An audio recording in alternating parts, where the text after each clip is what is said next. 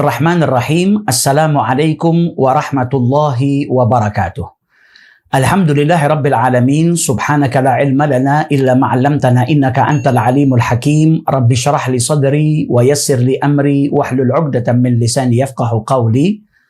Allahumma salli wa sallim ala sayyidina Muhammadin wa ala alihi wa sahbihi ajma'in. Amma ba'du. Alhamdulillah, pada kesempatan kali ini kita akan melanjutkan kajian kita tentang saum Ramadan atau berpuasa di bulan suci Ramadan, yang insya Allah pada kesempatan kali ini kita akan sedikit membahas tentang fikih puasa, yaitu syarat wajibnya berpuasa dan juga syarat sahnya berpuasa. Adapun puasa atau as-saum dalam segi bahasa artinya adalah al-imsak, yaitu menahan.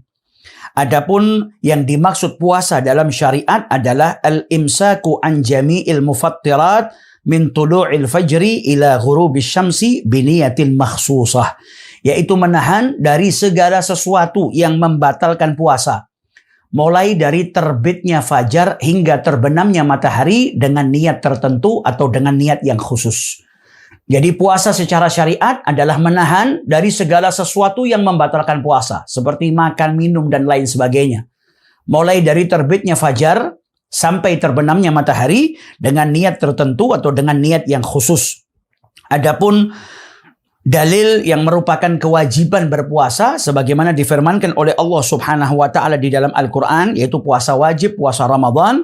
Ya ayyuhalladzina amanu kutiba alaikumus siyamu kama kutiba alal ladzina min qablikum la'allakum tattaqun. Surat Al-Baqarah ayat 183. Di mana Allah Subhanahu wa taala berfirman, "Hai orang-orang yang beriman, telah diwajibkan atas kalian berpuasa sebagaimana telah diwajibkan atas umat-umat sebelum kalian agar kalian lebih bertakwa kepada Allah Subhanahu wa taala." Dan puasa di bulan suci Ramadan diwajibkan oleh Allah Subhanahu wa taala fi sanati ats-tsaniyati minal hijrati fi syahri Sya'ban. Di tahun kedua setelah hijrahnya Rasulullah sallallahu alaihi wasallam, tepatnya di bulan Sya'ban. Jadi di bulan Sya'ban di tahun kedua setelah hijrahnya Rasul sallallahu alaihi wasallam turun perintah untuk berpuasa.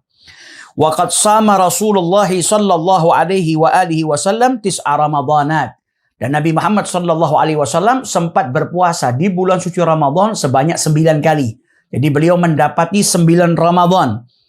Kullaha nawaqis ay 29 yauman illa wahidan fakamil. Adapun puasa 9 kali yang dialami oleh Rasul sallallahu alaihi wasallam itu keseluruhannya bulannya hanya 29 hari. Hanya satu bulan yang sempurna 30 hari. Jadi kebanyakan puasa yang dilakukan oleh Rasulullah saat itu, satu bulan Ramadan itu hanya 29 hari. Hanya satu bulan yang sempurna 30 hari di masa hidupnya Rasulullah sallallahu alaihi wasallam. Adapun bulan Ramadan sendiri adalah bulan ke-9 dari bulan-bulan Hijriyah. Wa huwa afdhalus syuhur, dan Ramadan adalah sebaik-baik bulan. Wa summiya Ramadhana qila li'annahu, dan disebut Ramadan atau diberi nama Ramadan, bulan ke-9 ini diberi nama Ramadan, diriwayatkan indama wada'al arabu asma asy-syuhur, ketika bangsa Arab mereka dahulu hendak memberikan nama pada bulan-bulan mereka, wafaqa hadzal syahru syiddatal har. Maka bertepatan di bulan ke-9 ini dengan musim panas yang luar biasa. Fasammuhu Ramadhana minar Ramdha. Maka mereka memberi nama bulan ke-9 ini dengan Ramadan, yang diambil dari Ramdha ay syiddatil har, yang artinya adalah cuaca yang sangat panas. Waqila, dan ada pendapat yang menyebutkan li'annahu yarmidhud dunub ay yahrikuha. Karena Ramadan itu membakar dosa, yang artinya diampuni oleh Allah Subhanahu wa taala. Orang yang berpuasa di bulan suci Ramadan dalam keadaan iman dan wahtisaban, dosa-dosanya diampuni oleh Allah Subhanahu wa taala. Maka disebut Ramadan karena dosa-dosa di bulan suci Ramadan terbakar atau diampuni oleh Allah Subhanahu wa taala. Adapun hukum puasa ada yang wajib, kemudian ada yang sunnah, ada yang makruh hukumnya, dan juga ada yang haram. Puasa yang wajib yakunu dzalika fi sitti halat. Ada 6 keadaan di mana puasa itu diwajibkan atau hukum puasa itu menjadi wajib. Yang pertama, saumu Ramadan, puasa di bulan suci Ramadan, maka itu hukumnya wajib. Kemudian saumu qadha, mengqadha puasa yang dia tinggalkan di bulan suci Ramadan, puasa wajib yang dia tinggalkan, maka wajib dia mengqadha puasanya. Kemudian saumul kafarah, puasa kafarat, seperti kafarat zihar, kafarat membunuh, qatlin, au jima' fi Ramadan, atau kafarahnya seseorang yang bersetubuh ketika dia berpuasa di bulan suci Ramadan. Jadi batalnya karena bersetubuh. Kemudian as-saumu fil haji wal umrati badalan anidz dzabhi fil fidyah. Puasa saat dia haji atau umrah yang mana puasanya itu sebagai pengganti dari fidyah menyembelih. Maka puasanya saat itu wajib. Kemudian as-saumu fil istisqa idza amara al-hakim. Puasa ketika melaksanakan sholat istisqa meminta hujan, ketika seorang hakim, seorang pemimpin memerintahkan untuk berpuasa, maka puasanya adalah wajib.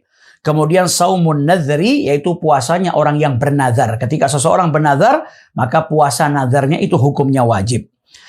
Adapun hukum yang kedua yaitu puasa sunnah, wa huwa al-aslu fi wa yanqasimu ila thalathati aqsam, terbagi menjadi 3. Yang pertama, ma yatakarraru bitakarruris sinin, yang berulang setiap tahunnya. Jadi puasa sunnah yang berulang setiap tahun. Seperti Yaum Arafah, hari Arafah. Hari Arafah ini puasa sunnah yang berulang setiap tahun. Setiap tanggal 9 Dzulhijjah. Wa Tasu'a wa Ashura wal Hadiya Ashar min Muharram. Dan juga puasa Tasu'a. Kemudian puasa Ashura tanggal 9 Muharram, tanggal 10 Muharram, dan tanggal 11 Muharram. Wa Sitti min Syawal. Dan juga puasa 6 hari setelah Syawal. Setelah puasa di bulan suci Ramadan, 6 hari di bulan Syawal. Dan paling afdal itu disambung. Jadi ketika seseorang itu selesai melaksanakan puasa di bulan suci Ramadan, kemudian masuk hari raya, setelah hari raya dia langsung menyambung dengan puasa sunnah 6 hari atau puasa Sitti min Syawal. Kemudian wal ashhuril hurum, bulan-bulan mulia. Ada 4 bulan yang disebut dengan ashhurul hurum, yang 3 bersambung, yang 1 terpisah.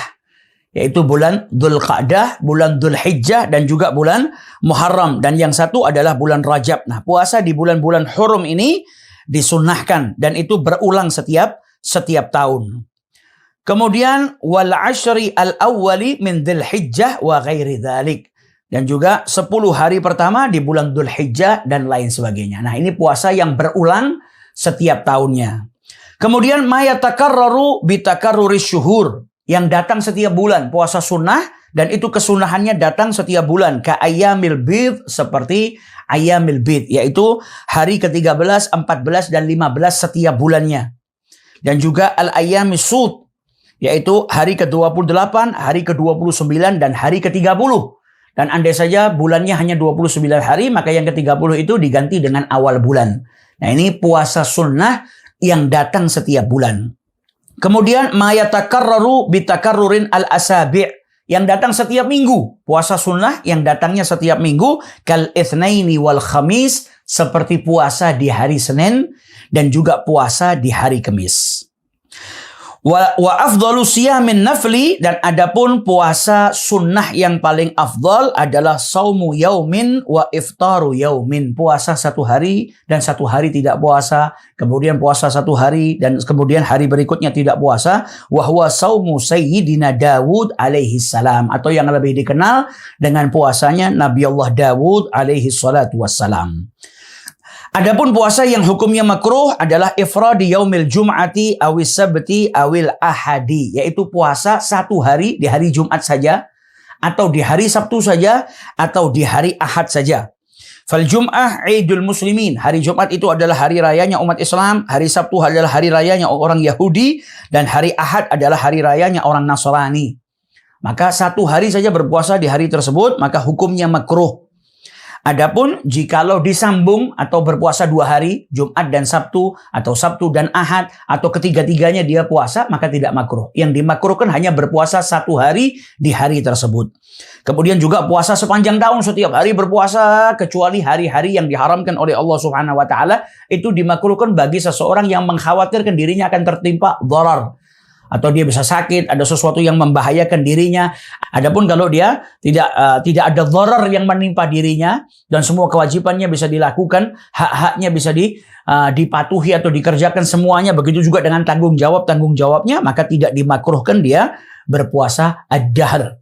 Karena puasa itu termasuk amal ibadah yang dicintai oleh Allah Subhanahu wa Ta'ala. Kemudian adapun yang haram, yanqasimu ilal qismain, terbagi menjadi dua. Haramun ma'as sihah, haram akan tetapi puasanya tetap sah, seperti puasanya seorang istri tanpa izin daripada suaminya, dan juga puasanya seorang hamba sahaya tanpa izin daripada majikannya. Kemudian yang kedua, haramun ma'adamis sihah, haram dan tidak sah puasanya. Puasanya haram dan puasanya tidak sah. Itu ada 5 gambaran di sini. Fi khamsi suwar.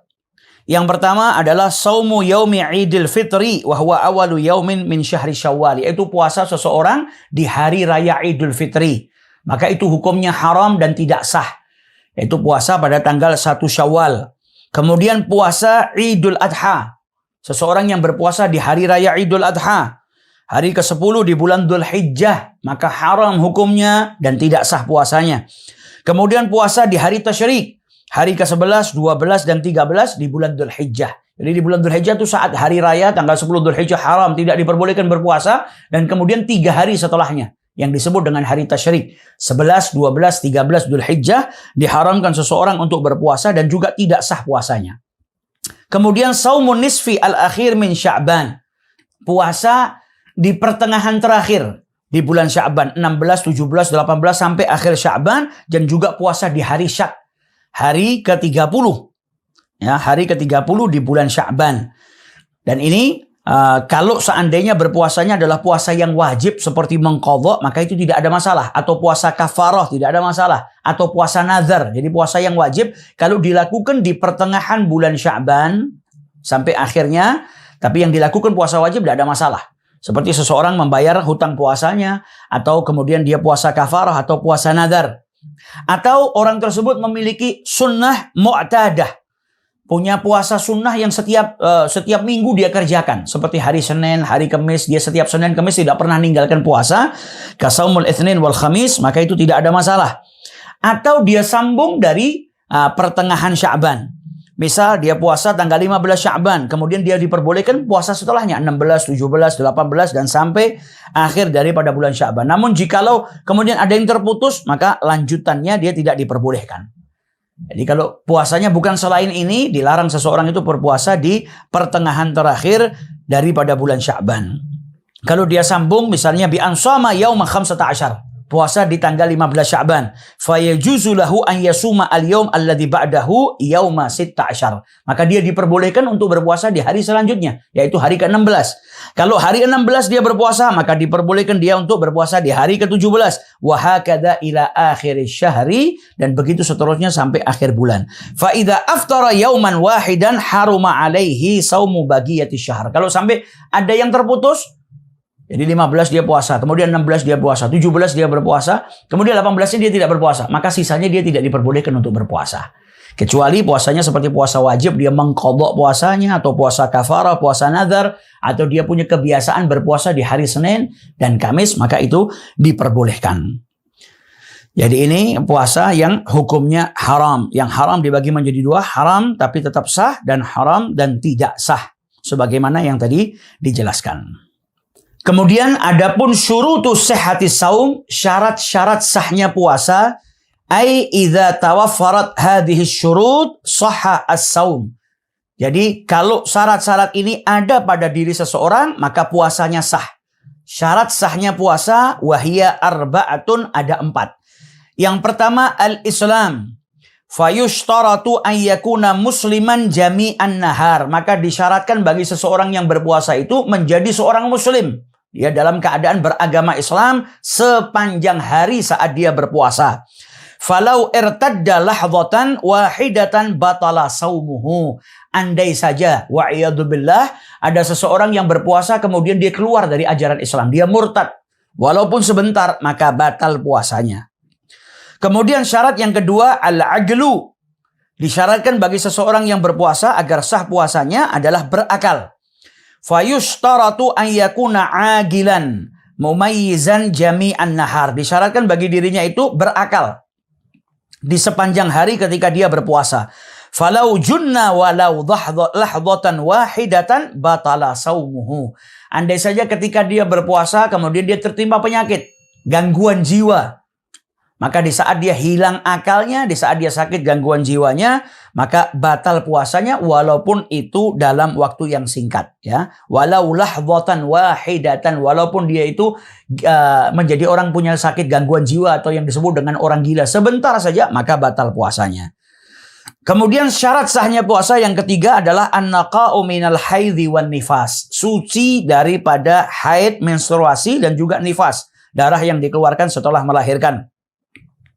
Fayushtaratu an takuna al-mar'atu tahiratan jami'an nahar. Maka disyaratkan bagi seorang wanita ketika dia berpuasa itu suci sepanjang harinya saat dia berpuasa. Falau hadat fi akhiri lahdhatin minan nahar batala saumuha.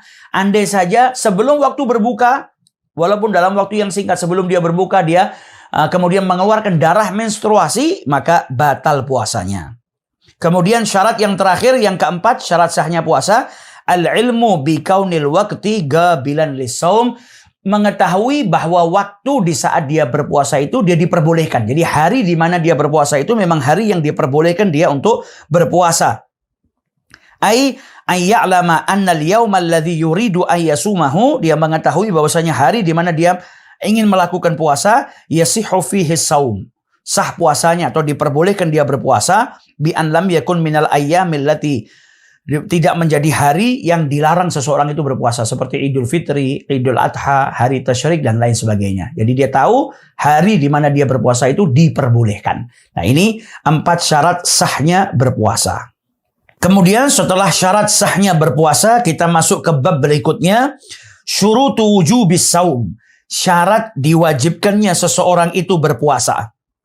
Ai idza tawaffarat hadhihi syurut wajabas saum, yang mana jikalau persyaratan-persyaratan ini ada pada seseorang, maka orang itu diwajibkan untuk berpuasa. Wahya khamsatun, syarat wajibnya puasa ada 5.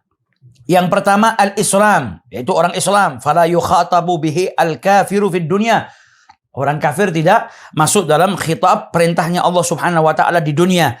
Wa ammal murtaddu fayajibu alaihi al-qadha idza raja'a ila al-Islam taghlidhan alaihi.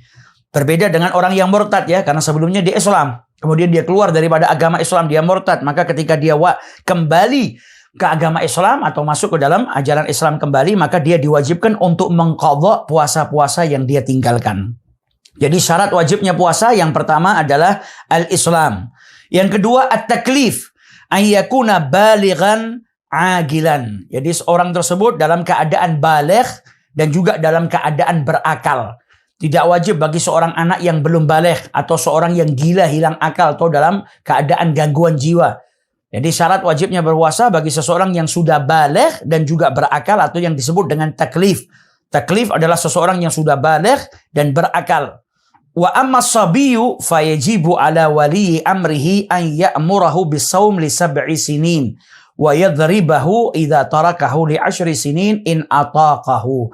Adapun bagi seorang anak yang belum baligh, maka orang tua diperintahkan untuk memerintahkan anaknya. Di usia 7 tahun perintahkan anak untuk berpuasa. Dan di usia 10 tahun, maka anak dipukul jikalau meninggalkan puasa dengan syarat anak tersebut sudah mampu mengerjakannya. Sebagaimana sholat, 7 tahun perintahkan anak untuk melaksanakan sholat. 10 tahun jikalau meninggalkan sholat, maka dipukul. Tentunya mukul di sini untuk ta'dib, bukan pukulan yang melukai. Begitu juga dengan berpuasa. Kemudian syarat wajibnya berpuasa al-itaqah, ay al-qudratu alaihi, yaitu mampu. Wal itaqah takunu hissan wa syar'an, dan mampu di sini termasuk di dalamnya hissan dan juga syar'an. Hissan fala yajibu ala syaikhi al-harim, maka tidak diwajibkan bagi seseorang yang sudah tua renta, tidak mampu melaksanakan puasa. Wal marid alladzi la yurja bir'uhu, dan juga kepada seseorang yang sedang sakit yang menurut medis tidak diharapkan kesembuhannya. Jadi penyakitnya sudah parah, tidak diharapkan kesembuhannya, atau menurut ilmu medis sudah tidak ada kesempatan lagi dia untuk sembuh. Jadi penyakitnya sudah parah. Maka itu hissan. Jadi kemampuan di sini mampu secara hissan dan mampu secara syariat. Syar'an fala yajibu 'alal haidhi wan nufasa. Secara syar'an, maka tidak wajib bagi seorang wanita yang sedang haid dan juga sedang nifas. Jadi mampu di sini, mampu secara hissan dan secara syar'an. Tidak wajib bagi seorang yang sudah tua renta, yang tidak mampu lagi melaksanakan puasa, atau seseorang yang sakit dan tidak diharapkan kesembuhannya. Jadi secara medis dia sudah sakit dalam keadaan parah. Tidak mungkin lagi secara medis dia untuk sembuh. Dan juga secara syar'an tidak wajib bagi wanita yang sedang mengalami haid, atau wanita haid, atau wanita yang sedang haid menstruasi, dan juga wanita yang sedang nifas. Nah, wanita yang sedang haid, sedang nifas, jangan bersedih ketika dalam keadaan atau di bulan suci Ramadan dia sedang menstruasi, dia sedang nifas, kemudian dia tidak bisa melaksanakan puasa karena saat itu dia dilarang, maka hendaknya dia tidak bersedih.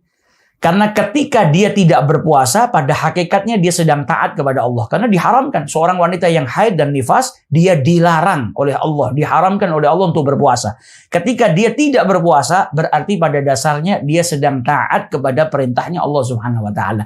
Dan dia bisa isi hari-harinya di bulan suci Ramadan dengan ibadah-ibadah yang lain. Seperti berzikir dan lain sebagainya. Bersedekah, memberikan makan orang yang berpuasa. Dia masih bisa terus berbuat baik di bulan suci Ramadan walaupun saat itu dia tidak bisa melaksanakan berpuasa. Kemudian syarat wajib berpuasa yang keempat adalah as-sihhah. Fala yajibu 'alal marid, yaitu dia dalam keadaan sehat, tidak diwajibkan bagi seseorang yang sedang sakit. Dan sakit di sini ada batasannya, enggak sembarang sakit kemudian seseorang itu boleh meninggalkan berpuasa. Akan tetapi sakit di sini ada yang diperbolehkan seseorang itu tidak berpuasa, huwallazi yukhafu minhu al-halak. Sakit yang mana kalau dia berpuasa ditakutkan dia malah celaka, malah binasa. Au ta'akhkhuru asy-syifa. Atau dengan berpuasa maka proses sembuhnya itu semakin jauh.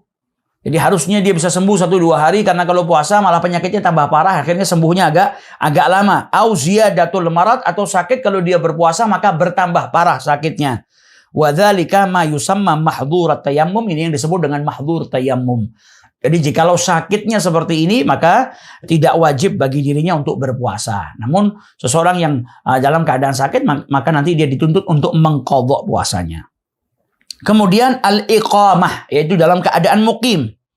Syarat wajibnya berpuasa, dia adalah seseorang yang mukim. Fala yajibu 'alal musafiri alladhi yusafiru safaran tawilan. Maka tidak wajib bagi seorang musafir yang melakukan perjalanan yang jauh, safar at-tawil, kurang lebih 82 km, dan safarnya dalam keadaan mubah. Bepergiannya bukan untuk bermaksiat, tapi bepergiannya dengan alasan yang diperbolehkan oleh syariat. Wa yustaratu, dan dipersyaratkan li jawazil fitri fis safar, diperbolehkan seseorang itu dia tidak berpuasa ketika menjadi seorang musafir atau sedang melakukan perjalanan, ayyusafira qabla tulu'il fajri, dia berangkat atau melakukan perjalanannya sebelum terbitnya fajar. Jadi perjalanannya dilakukan sebelum terbitnya fajar. Sebelum dia mendapatkan perintah untuk berpuasa atau diwajibkan dirinya untuk berpuasa. Dia sudah dalam keadaan musafir. Wal afdalu as-saumu lil musafiri in lam yashqa alaih. Dan lebih afdalnya seorang musafir kalau dia tidak berat untuk melaksanakan puasa, maka afdalnya dia tetap berpuasa. Namun kalau dia nggak mampu, maka dia tidak diwajibkan saat itu untuk berpuasa. Tentunya nanti dia wajib untuk mengqadha. Nanti dia akan dijelaskan di bab yang lain tentang siapa saja orang yang wajib mengqadha puasanya.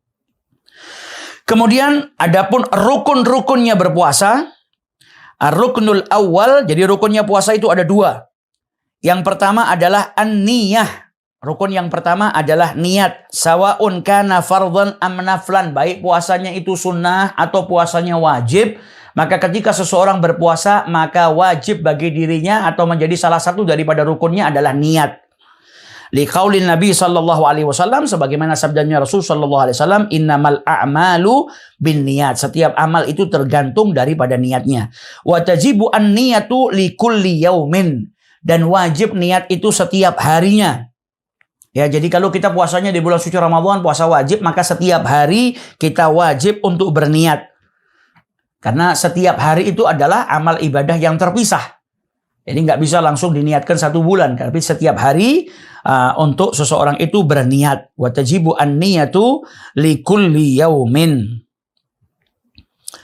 Nah, di sini ada perbedaan antara niat seseorang yang berpuasa, puasa wajib, dan niat bagi seseorang yang berpuasa, puasa sunnah. Kalau puasa wajib, maka wajib tabiit, yaitu niatnya di waktu malam. Mulainya dari ghurubus syams, dari terbenamnya matahari sampai sebelum terbitnya fajar. Maka itu waktu ketika seseorang mau melaksanakan puasa wajib. Maka dia wajib berniat di waktu malam, mulai dari terbenamnya matahari sampai sebelum terbitnya fajar. Kemudian dia juga wajib untuk menentukan puasa wajibnya, seperti Ramadan, atau puasa kafarah, atau puasa qadha, atau puasa nazar. Dan tidak diperbolehkan dia menjamak dua puasa yang wajib di satu puasa. Misalnya dia puasa, saya niat mau puasa kafarah dan puasa nazar. Dua puasa wajib digabungkan jadi satu, tidak diperbolehkan. Jadi puasa yang wajib itu harus niatnya di waktu malam, mulai dari terbenamnya matahari sampai sebelum terbitnya fajar. Kemudian dia harus mentakyinkan puasanya. Itu puasanya kafarah, atau puasanya qadha, atau puasanya Ramadan, atau puasanya puasa nazar. Jadi harus ditakyinkan. Nah, ini puasa yang wajib. Berbeda dengan ketika seseorang mau melaksanakan mau melaksanakan puasa sunnah. Puasa sunnah disebutkan di sini wa yasihu an yanwiya fi shaumin nafli ba'da tulu'il fajri. Diperbolehkan seseorang itu yang mau puasa sunnah itu membaca niatnya atau berniatnya setelah terbitnya fajar. Sampai kapan? Sampai sebelum zawal, sebelum masuknya waktu zuhur. Jadi itu diperbolehkan, batas waktunya lebih lama, tapi dengan syarat antakuna an-niyatu qabla zawal. Yang pertama, niatnya itu dia niatkan sebelum waktu zawal. Jadi sebelum masuknya waktu zuhur. Jadi mulai dari ghurubus syams, kalau wajib sampai terbitnya fajar saja. Mulai dari ba'dal maghrib sampai sebelum subuh. Tapi kalau puasanya sunnah, setelah subuh pun dia masih bisa niatnya. Dengan syarat apa? Dia niatnya sebelum masuknya waktu zuhur. Itu batasan terakhir. Yang kedua, an la yata'ata syai'an minal mufattirat min tulu'il fajri ila waqtin niyah. Dengan syarat dia tidak melakukan sesuatu yang membatalkan puasa mulai dari terbitnya fajar sampai dia berniat. Misal ada seseorang, dia nggak niat di waktu malam, mau puasa sunnah. Kemudian jam 8 pagi dia, daripada saya nggak puasa, mending saya hari ini puasa. Kemudian dia niat puasa sunnah. Nah, itu diperbolehkan karena belum masuk waktu zuhur, baru jam 8. Tapi dengan syarat mulai dari waktu subuh tadi sampai dia niat jam 8, dia tidak melakukan sesuatu yang membatalkan puasa. Nah, ini perbedaan antara niat puasa wajib dan niat puasa sunnah. Dan puasa sunnah boleh menggabungkan niat-niat sunnah yang lainnya. Misalnya hari itu bertepatan dengan pertengahan bulan. Dia mau niat puasa bid, ayamul bid, dan niat puasa Senin kalau bertepatan dengan hari Senin. Jadi puasa sunnah itu niatnya yang sunnah-sunnah bisa digabung. Atau kebetulan hari Arafahnya bertepatan dengan hari Senin, maka dia niat puasa hari Arafah dan niat puasa hari Senin, maka itu diperbolehkan. Nah, ini untuk puasa, niat puasa sunnah. Jadi rukun puasa yang pertama adalah an-niyah. Kemudian rukun yang kedua, tarku mufattirin. Meninggalkan segala sesuatu yang membatalkan puasa. Dzakiran, dalam keadaan dia ingat kalau dirinya berpuasa. Mukhtaran, dalam keadaan dia bisa memilih, bukan orang yang dipaksa. Ghaira jahilin ma'dzur, dan dia tidak termasuk daripada orang yang jahil ma'dzur. Maka fala yabtulu saumuhu idza aftara nasiyan au mukrahan. Tidak batal puasanya jikalau seseorang itu melakukan hal-hal yang membatalkan puasa. Idza aftara, dia makan, dia minum dalam keadaan lupa atau dalam keadaan dia dipaksa. Tentunya paksaan di sini ada persyaratannya. Au kana jahilan ma'dzuran bi jahlihi, atau dia tergolong sebagai orang yang jahil ma'dzuran bi jahlihi. Jahil ma'dzur ini yang pertama ada dua. Yang pertama dia nasya'a ba'idan anil ulama. Dia tinggal di satu tempat yang jauh dari ulama sehingga dia tidak mengetahui hukumnya ini. Dia nggak tahu kalau makan itu batalkan puasa atau minum itu batalkan puasa. Atau yang kedua, waman kana gariba ahdin bil Islam, atau dia baru masuk Islam sehingga dia belum tahu hukum-hukumnya berpuasa. Nah, ini kalau jahil ma'dzur maka nggak batal puasanya. Tapi kalau ghairu ma'dzur maka dia batal puasanya. Jadi rukun yang kedua di dalam rukun puasa adalah meninggalkan segala sesuatu yang membatalkan puasa. dalam keadaan dia ingat dirinya berpuasa, dalam keadaan dia bisa memilih, bukan orang yang dipaksa, dan bukan tergolong daripada orang yang jahil ma'dzur. Nah, ini rukun-rukunnya puasa.